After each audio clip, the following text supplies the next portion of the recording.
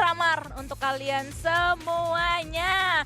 Dan balik lagi dengan pesawat garisnya yang cukup diagonal dan kali ini akan mengakhiri perjalanan mereka di Puerto Paraiso. Tadi Jan, kalau tadi lu sempat ngomongin ini gak sih soal satar-satar di on air? Apa belum ya? Iya beberapa kali gue sebut. Kalau gue tetap pengen satar main, gue ngomong gitu tadi. Iya. Oh udah ya? Udah. Match pertama tadi itu. Match Oh, pertama. match pertama ya? Oh. Tapi habis itu gue koreksi adalah ketika tadi orang banyak mempertanyakan tentang satar, gue sadar kesalahan dari Bigetron sejauh ini tentang satar dimainkan adalah ketika dia bisa untuk memainkan dirinya sendiri, tapi nggak jadi teamwork. Itu match 3 tuh. Nah match ketiga saat tadi dapetin 2 Sam 9, terus ditabrak di arena tadi kan. Betul. Nah gue harapkan lagi tetap satar dimainkan, tapi kembali bisa dikaitkan bagaimana tiga yang lainnya juga nggak kacamata kuda sama kayak satar. Itu match 6 tuh. Sekarang. Sebenarnya Baru match 3, soalnya, match fresh. 3 sih sebenarnya udah sebut sih. Iya. Fresh banget tuh soalnya. Fresh, karena tuh. baru di match Bentar. ke-6. Kuping gue gatel. Waduh visual mas ya. Yang nonton gak paham nih. Ke THT dulu.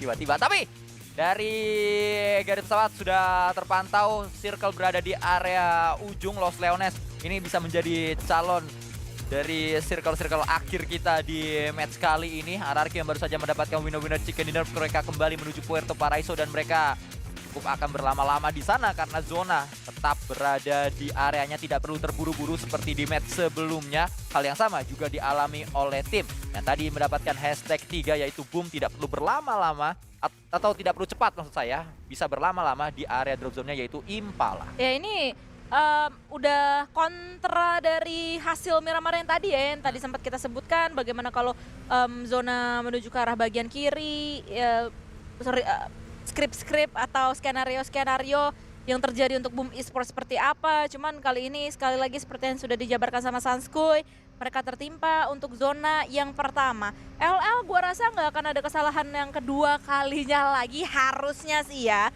Cuman kalau misalnya tim-tim ini masih bermainnya cukup aneh sih, aneh. Cukup tim-tim itu tim secret kan. Tim secret ya, yang kayak Lim duluan tadi di Miramar barusan. Gue cukup punya pertanyaan kepada tim Flash saat mereka berada di peringkat nomor 16 dan mereka tetap turun di Los Leones di saat mereka tahu Talon tidak bermain dan harusnya cuma Cera bisa mereka ambil tapi tidak diambil. Ini justru jadi sebuah tanda tanya besar. Kenapa nggak kayak gitu yang dimainkan? Kenapa nggak ke cuma Cera aja? Yang punya jawaban tunjuk tangan. Saya, Ya silakan Waduh. Poh. ini sebenarnya bukan jawaban, tapi lebih karena opini pribadi. Oh iya, Opri. Sebenarnya ketika kita berbicara cuma Cera, ini adalah logika berpikir yang sangat benar dari Sanskuy karena di third party pun gontok-gontokan. Ya. Menandakan memang Flash itu bisa mainin cuma Cera. Dan pengen juga, Dan pengen banget. juga, betul. Tapi setelah kita melihat bagaimana group stage berlangsung, dari kemenangan-kemenangan Flash yang prima aja mereka keluar dari cuma Cera. Karena menurut gua, melihat Los Leones ini mungkin pergerakannya lebih dikuasai oleh tim Flash. Dan mereka juga sebenarnya ya kenapa bermain di Yasnaya juga di Erangel, mereka punya kecenderungan untuk melihat tim lain yang ada di bagian depan mereka sebagai sebuah benteng. Ketika huru-hara terjadi, mereka masuk sebagai third party. Itulah guna Bouzi, itulah guna Zeus, dan yang tidak di bagian jauh. Tapi nggak terjadi nih untuk di Super Weekend kali ini. Gua rasa itu adalah sebuah opsi yang mereka pikirkan tetap karena bagian Los Leones. Pun juga kalau muncul pertanyaan, banyak tim loh di Los Leones, lu bisa bahaya walaupun lu tadi mau main tailing dengan cara membuat tim yang ada di depan lo itu sebagai blokade. Mereka bisa berpendapat kalau di Los Leones mau ada 3 tim pun, dari zaman PMPL Season 1 belum ada perubahan bagaimanapun, Los Leones ini bisa dimainkan kok. Karena vehicle spotnya juga beragam. Kemudian ada beberapa titik yang memang secara perjanjian bahkan tidak tertulis lu bisa bagi-bagi compound. Jadi sebenarnya tetap aman bagi tim Flash. Namun balik lagi, di game kali ini anomalinya mulai terjadi. Nah ini minimap kalau diliatin, makin bingung nih belum pergerakan Flash. Karena mereka ke arah bagian selatan, menyadari tempat mereka lootnya kurang di bagian Los Leones. Iya, selatannya tuh kayak kalian bayangin ya sebelum mapnya dibuka itu ke arah-arah mau ke Puerto Paraiso lah intinya gitu.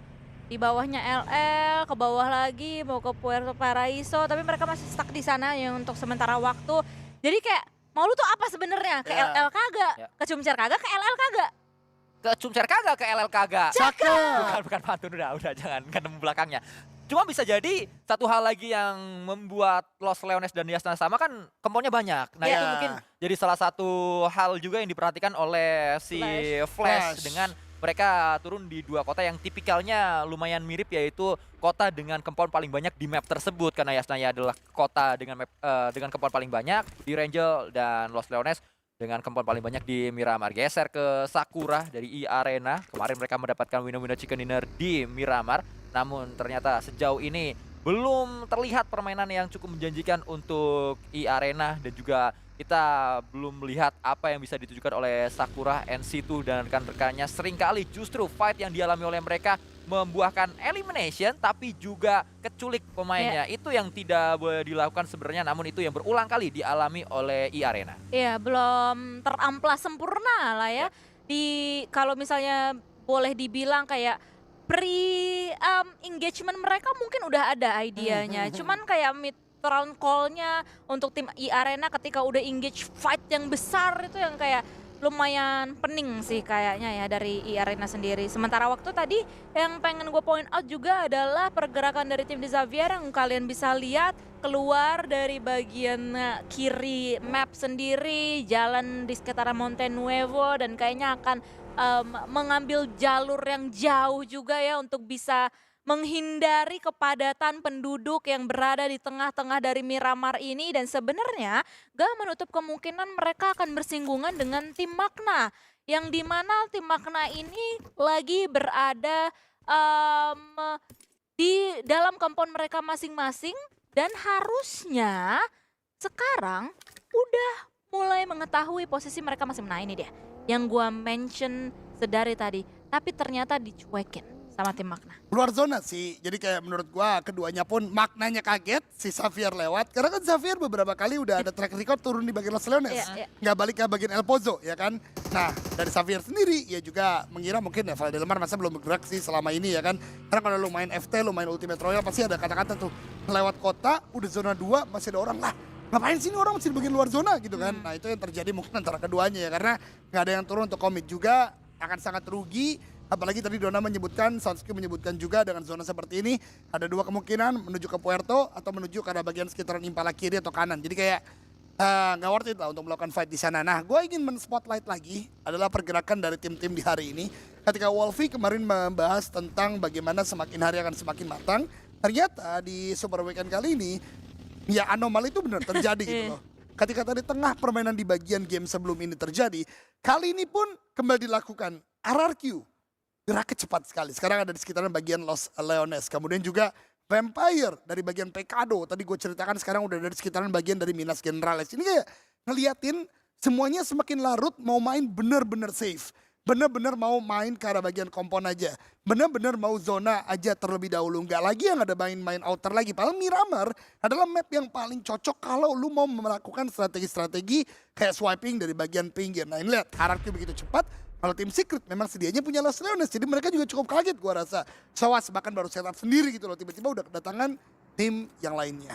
Ya atau justru ini adalah dampak dari kita tahu setelah ini akan dibagikan poin liga, sehingga mereka sadar mereka tidak ingin mendapatkan poin liga yang lebih rendah. Ngejar sehingga ya. mereka ingin mengejar bermain se-safe mungkin untuk lebih tinggi, walaupun perbedaannya 1 poin, tapi kalau lu bisa naik 5 peringkat kan jadi 5 poin dari poin lu sebelumnya. Mungkin itu yang menjadi satu motivasi besar yang sedang dilakukan oleh masing-masing tim yang ada di sini, yang membuat match terakhir dari Super Weekend di minggu yang pertama berjalan dengan begitu pasif, berjalan dengan begitu sulit untuk dibaca pergerakan kemana, seperti semuanya tidak ingin dibaca oleh lawan, sehingga mereka justru oleh mereka sendiri juga mereka nggak kebaca mereka mau kemana. Sulit sekali untuk kita lihat maunya tuh apa dari para tim-tim ini. Xavier yang tadi sempat disebutkan bergerak cukup jauh, Flash yang juga cukup disebutkan bergerak agak aneh untuk menuju ke bawah dari Los Leones. Bahkan saat ini Telkom Digi Alliance yang nampaknya memang sudah pasti akan mendapat 15 poin untuk poin liga di minggu yang pertama. Mereka nyaman saja, tidak seperti beberapa tim yang ada di tengah menuju ke bawah. Dan kali ini pertemuan antara Boom Esports dan juga RRQ ini lumayan terlihat foreign ya, atau asing gitu. Karena dengan adanya pola-pola circle yang seperti ini, sehingga pertemuan awal antara dua tim yang sekarang sedang kita saksikan tiba-tiba saja membuahkan eliminasi poin untuk tim Boom Esports. Bukan ternyata ternyata RRQ tadi sempat keculik salah satunya bukan dari Boom Esports. Tim Secret. Tim Secret, betul. Tim Secret, dan kali ini yang menculik pemain Boom Esports adalah RRQ yang finally berhasil untuk mendapatkan eliminasi poin mereka yang pertama. Sementara waktu Boom Esports langsung disengage aja. Gak mau terlalu lama-lama juga untuk bisa menghadapi tim RRQ. Ada pergudangan juga yang bisa untuk dimanfaatkan oleh mereka semuanya selagi menunggu nanti circle selanjutnya akan menuju ke arah mana. Walaupun memang masih ada part of Los Leones yang kayak semuanya keseluruhan Los Leones ini masih masuk ke dalam zona. Tapi kayaknya mayoritas dari tim-tim lebih memilih untuk bermain di pinggiran saja. Sam9 dan juga Magna Esports Club kali ini bertemu satu sama lain. Magna yang tadi menghindari fight antara mereka dan juga The Xavier harus menelan pil pahit kehilangan dua pemain mereka di stage yang kedua ini. Dan Voidanki akhirnya melakukan sebuah fight dengan menantang satu pemain yang dimiliki oleh E-Arena, Tiger X. Melakukan sebuah tembakan dan Tiger X justru bisa mendapatkan faksi. Sebuah kerugian besar sedang dialami oleh Voidanki dan ini adalah waktu yang sedang diulur oleh Tiger X agar rekan-rekannya bisa datang ke sini sebagai bala bantuan. Sedang menuju para pemain-pemain dari E-Arena yang lain dan sudah datang membuat Void bisa saja dipulangkan dengan kembali satu pemain mereka justru melakukan blunder dengan melemparkan granat ke arah rekannya sendiri. Tiger X Joker sedang mencoba untuk memulangkan dan berhasil mereka mendapatkan 4 elimination. Void berada di lobby. Kayaknya miss lontaran granat dari Zeta tadi ya, soalnya Zeta sendiri yang tadi ngelontarin dirinya ya entah apa yang terjadi di dalam sana lah Jen sebenarnya. Ini buat Voidon KID ya, ini udah benar-benar udah lepas aja sih dari gameplay yang mereka bisa mainkan. Menurut gua ya, nanti gua akan ngobrol sama Devian juga untuk pastinya gimana. Yang gua lihat semua strategi mereka gagal. Fight mereka tadi udah bagus, berani untuk ngambil satu. Gua rasa infonya memang dapat dari satu scouting yang udah dilakukan. Tapi knockdown terjadi, catch up nggak dilakukan, mau revive, mau fight nggak terjadi. Jadi kayak semuanya kelimpungan terjadi di Voidon KID. Nah gawatnya ketika tadi ada fight seperti ini, gameplay yang tidak membaik seperti ini game terakhir, gak ada perbaikan lagi. Masuk ke minggu kedua, harus reset. Nah ini yang gue harap, Void harus segera bisa keluar gitu loh dari kebelengguan mereka untuk kalah fight ketika udah bisa masuk ke dalam zona.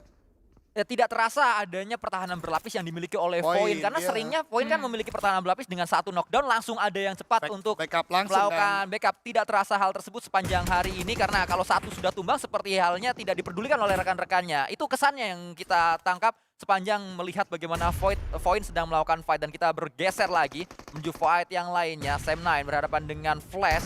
Paran utility terdengar ada S12K yang digunakan oleh salah satu pemain. Zeus nampaknya menggunakan S12K dan itu adalah satu tembakan yang langsung membuat Sam9 berada di lobby. Namun di posisi yang lain Bigetron terlibat sebuah fight tadi menuju ke Vampire dan satu pemain Vampire berhasil ditarik kakinya menuju ke lobby oleh Bigetron. Iya, yang dimana langsung dikasih lihat aja visualisasinya akan seperti apa.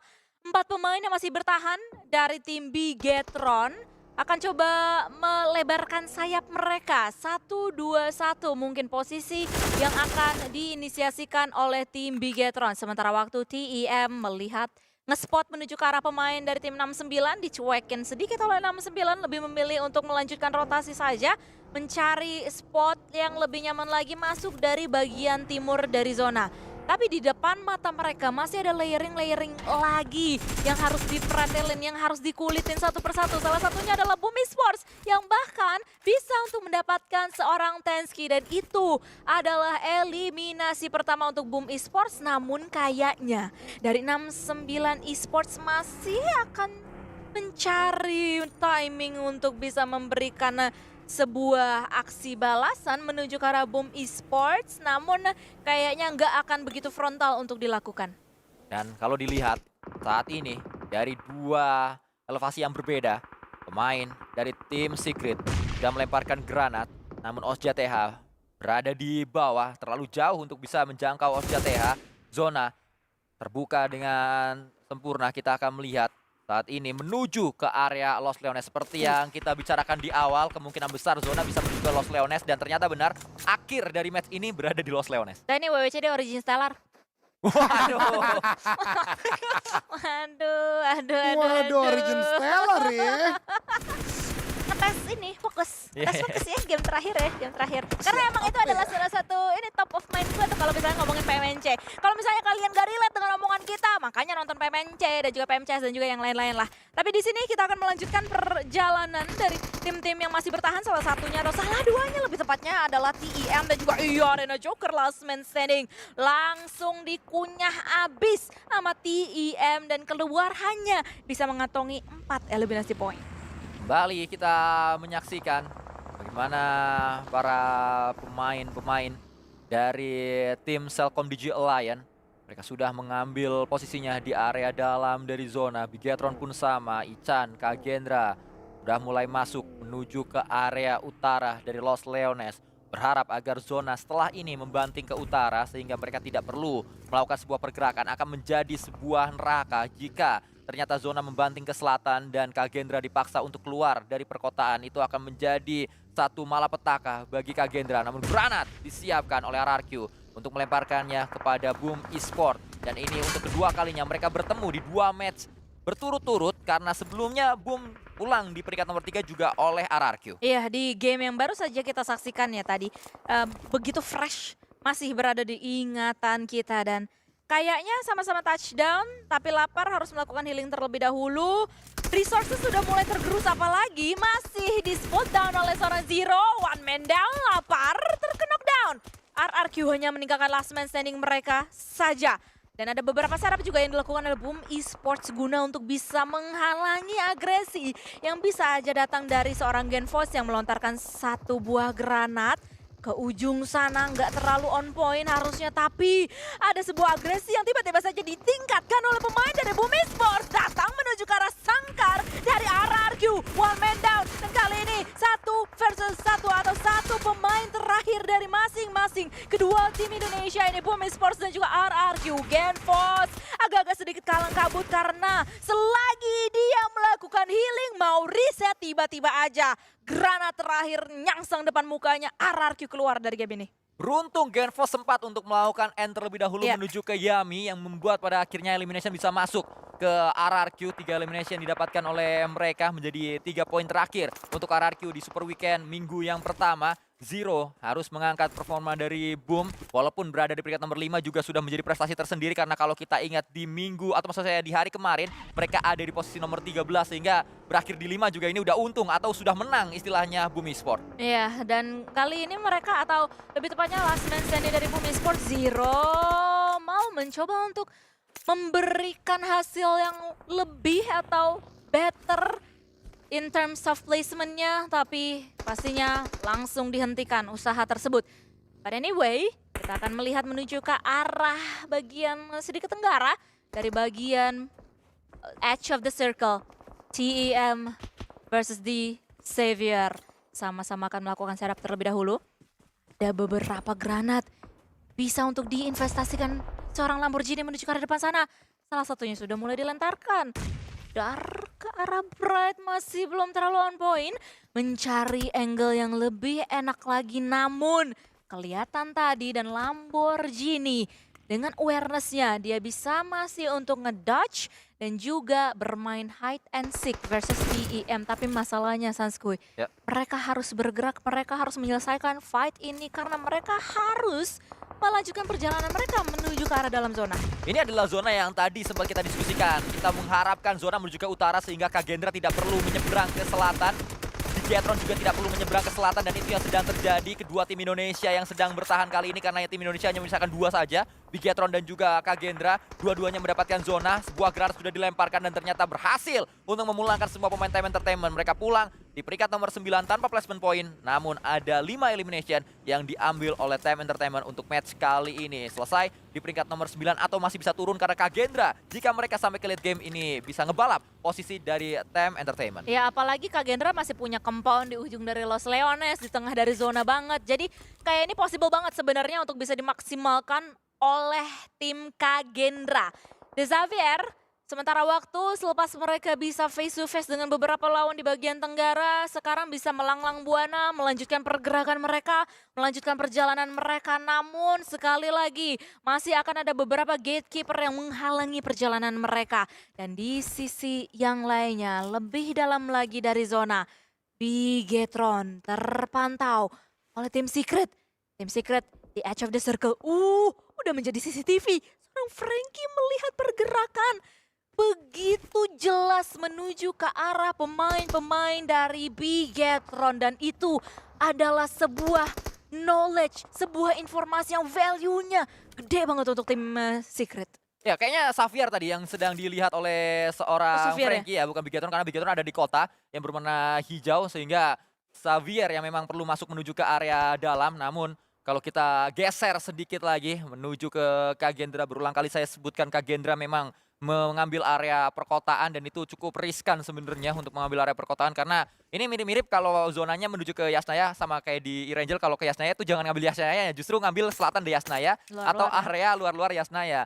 Nah kalau di Lost Leones juga sebenarnya hukumnya sama, jangan ngambil perkotaan, tapi tidak jarang justru zona menuju ke arah perkotaan. Tapi yang jelas adalah Cellcom Digi Alliance ini enak banget sih posisinya. Mereka mengambil area yang begitu nyaman, selatan dari perkotaan, bukan di area kota. Kalaupun zona kemana-mana mereka bisa ngelihat orang-orang yang gerak.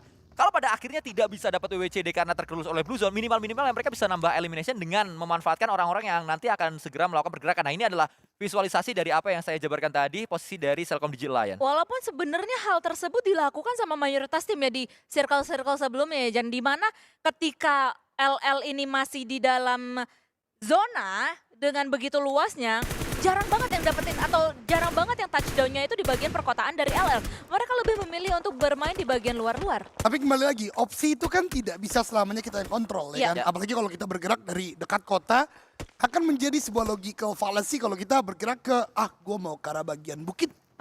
Ngide itu namanya jadinya kan, akan menjadi sebuah takedown. Tapi apa yang dibahas Hansku itu adalah apa yang ingin gue katakan ketika zona seperti ini. The option is only two.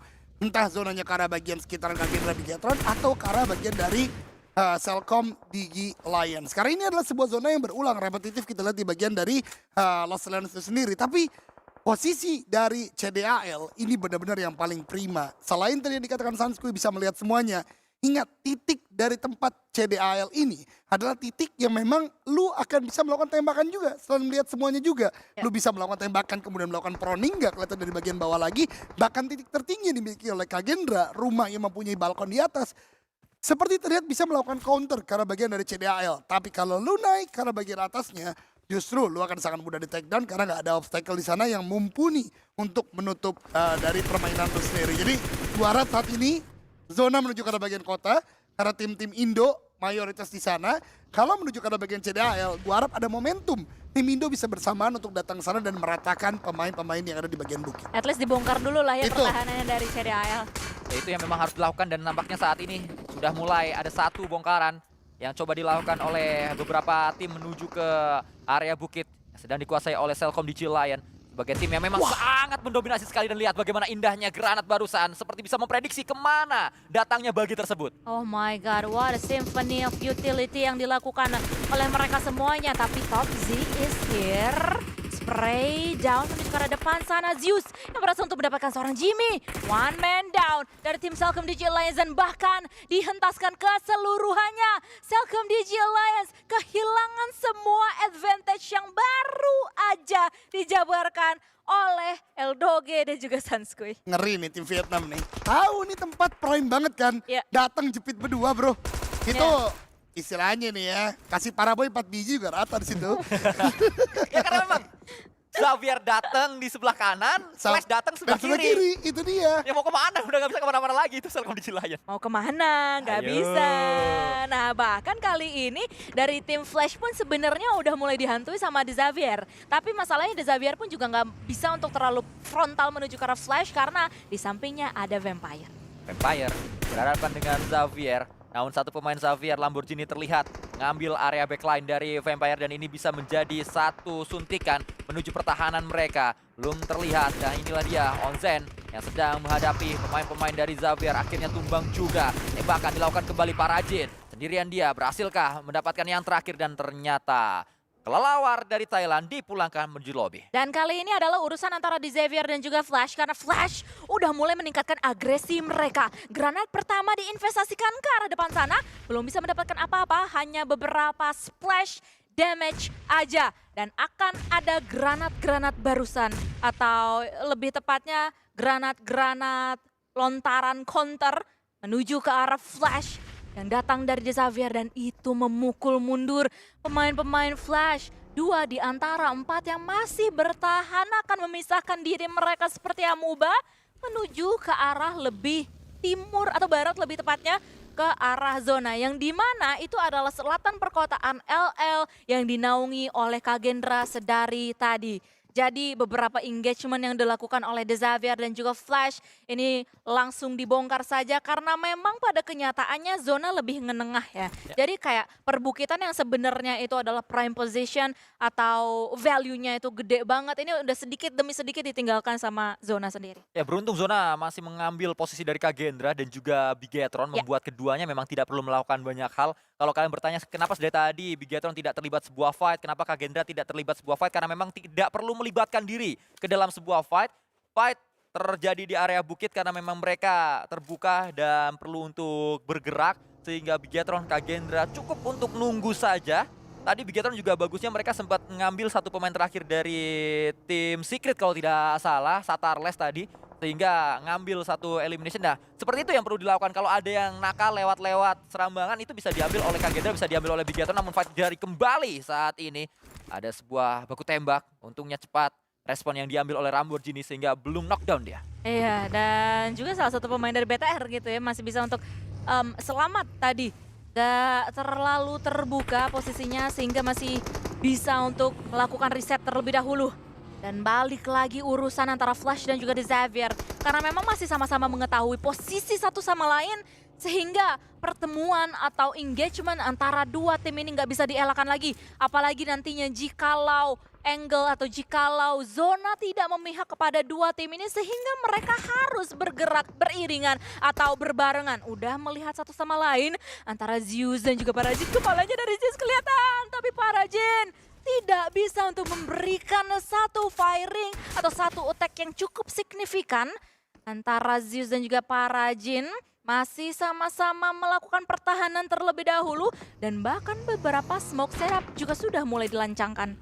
Zeus dengan kali 4. Auge dia siapkan.